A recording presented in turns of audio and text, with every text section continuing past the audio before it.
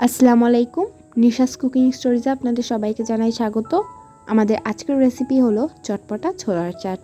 টক ঝাল একটা অসাধারণ জলখাবার। তাহলে চলুন রেসিপিটা দেখে আসি।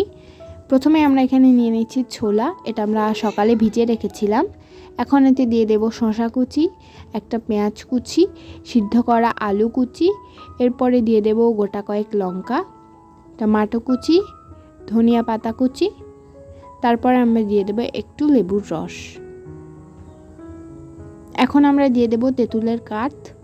এরপর আমরা দিয়ে দেব জিরে গুঁড়ো, মরিচ গুঁড়ো,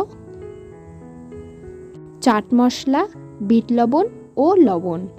এই সব উপকরণকে আমরা এখন ভালোভাবে ছোলার সঙ্গে মাখিয়ে নেব।